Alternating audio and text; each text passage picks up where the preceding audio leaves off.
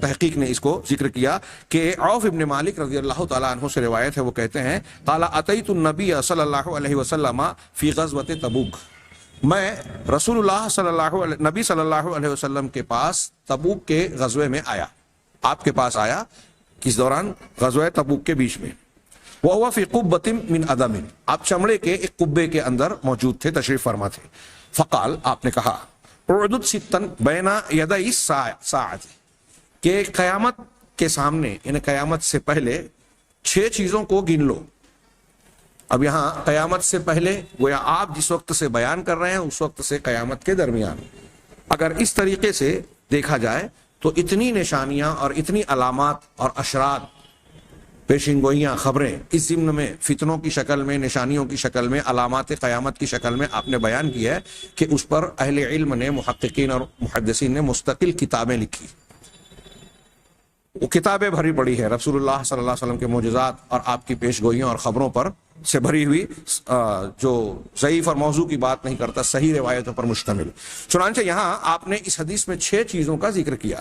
سب سے پہلی موت ہی، میری موت، لفظ موت کا استعمال کیا آپ نے۔ جیسا کہ میں کہا کرتا ہوں، ہمارے یہاں اللہ کے نبی صلی اللہ علیہ وسلم کے لیے اس لفظ کے استعمال کرنے میں لوگ گستاخی سمجھتے ہیں، ہاں، لیکن اللہ کے رسول استعمال کر رہے ہیں، اللہ تبارک و تعالیٰ نے اس کے استعمال کیا، گویا آپ کا وجود اور آپ کا دنیا سے جانا خود قیامت کے آنے کی ایک نشانی ہے، یہ بتایا گیا۔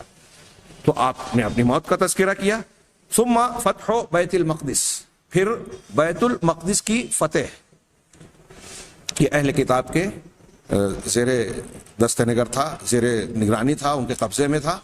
حضرت عمر فاروق رضی اللہ تعالیٰ عنہ کے زمانے میں جو ہے وہ مسلمانوں کے ہاتھ آیا، بعد میں پھر لیا، پھر صلاح الدین ایوبی ہاں رحمہ اللہ نے اس کو آزاد کروایا۔ ہاں، اگرچہ آج بھی جو ہے وہ یہود اور ان کے موافقین اور حلفاء کے زیر تسلط ہے، لیکن علاقے میں مسلمانوں کا بھی دبدبہ ہے، اور یہ جنگ نصف صدی سے زیادہ سے چل رہی ہے، گویا معاملہ چل رہا ہے۔ تو فتح بیت المقدس کا آپ نے ذکر کیا، آپ نے جیسا کہا ویسا ہوا، آپ کی وفات ہوئی، فتح بیت المقدس ہوا۔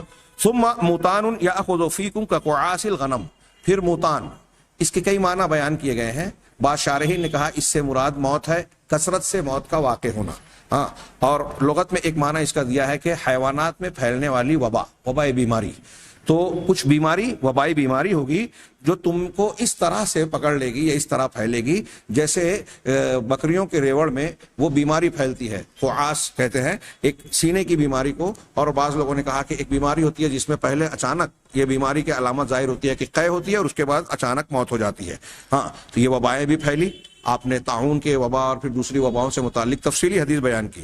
ثم استفادۃ المال حتى يعطى الرجل 100 دینار فيظل ساخطا، پھر مال دیا جائے، پھر مال کی کثرت، مال خوب بڑھ جائے گا، یہاں تک کہ ایک آدمی کو 100 دینار بھی دیا جائے گا تو وہ ناراض ہو جائے گا کہ اب مجھے اتنا کم دیا گیا۔ 100 دینار کوئی معمولی رقم نہیں ہوتی، ہاں 20 دینار پر تو زکوٰۃ فرض ہو جاتی ہے۔ پھر اس کے بعد یہ صورتحال، کچھ لوگوں نے کہا کہ حضرت عثمان غنی، کچھ لوگ کہتے ہیں کہ عمر بن عبدالعزیز رحمہ اللہ کے زمانے میں یہ بات آئی۔